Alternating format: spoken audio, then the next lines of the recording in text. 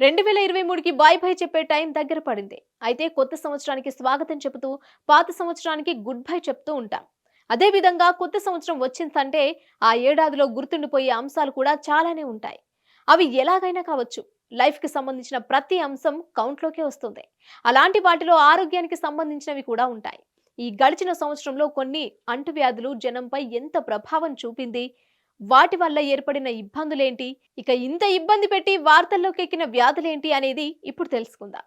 ముందుగా అతి భయంకరమైన వ్యాధి వైరస్ ఏంటి అనగానే గుర్తొచ్చేది కరోనా మహమ్మారి.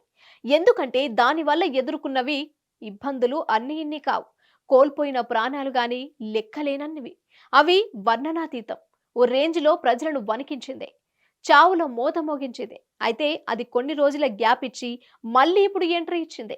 కరోనా మహమ్మారి వల్ల ఎప్పుడూ చూడని చావులను చూస్తాం. ఎంతో మంది ప్రాణభయంతో కొట్టుమిట్టాడని చూస్తాం.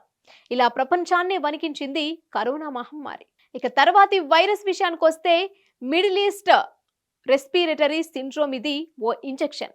ఇది కూడా ఒక రకంగా చెప్పాలంటే కరోనా వైరస్ లాంటిదే. కోవిడ్-19కి సంబంధించిన ఒక ప్రమాదకరమైన ఇంజెక్షన్ ఇదే. 2023లో ఎంతో మంది ఈ సిండ్రోమ్ తాటికి బలయ్యారు. ఇది ఒక వైరల్ ఇన్ఫెక్షన్. దీని వ్యాప్తిని అరికట్టాలంటే 2024లో ప్రజలు అప్రమత్తంగా ఉండాలి. వీలైనంత వరకు తగు జాగ్రత్తలను పాటిస్తూ కనీస ఆరోగ్య సూచనలు తీసుకోవాలి. కోవిడ్-19 కేసులు అనేవి రోజు రోజుకు పెరిగిపోయాయి. జనాలను ఒక ఆట ఆడుకుంది.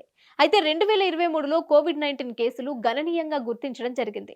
ఏడాది ప్రారంభంలో ఇండియా, యునైటెడ్ స్టేట్స్తో సహా అనేక దేశాల్లో కూడా కరోనా కేసులు పెరిగాయి. ఈ సమస్యకు ఇప్పటి వరకు పరిష్కారం అనేది దొరకలేదు.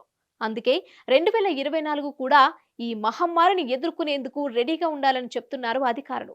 ఇంకా పూర్తి వ్యాప్తి చెందలేదు. ఇప్పుడిప్పుడే కొంచెం కొంచెంగా వైరస్ వ్యాప్తిస్తుంది. అందుకనే ప్రజలు అప్రమత్తంగా ఉండాలని అధికారులు చెప్తున్నారు. ఇక జనాల్ని భయపెట్టి వార్తల్లో నిలిచిన వ్యాధి లిస్టులో ఇది కూడా ఒకటి.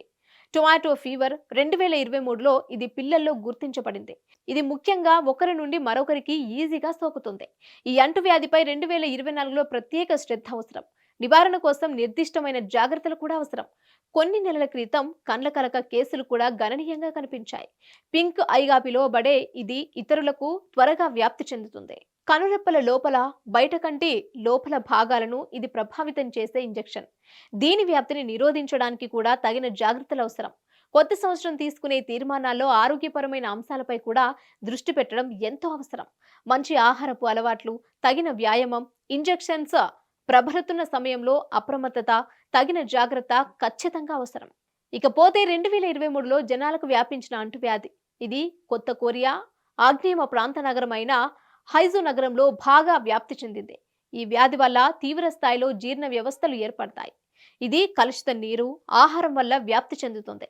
ఇక వీటిలాగే చాలా వ్యాధులు వచ్చాయి. కాకపోతే ఇలా అన్ని వ్యాధులంటే ఎక్కువ ప్రభావాన్ని చూపి వార్తల్లో నిలిచిన వ్యాధులు మాత్రం ఇవే.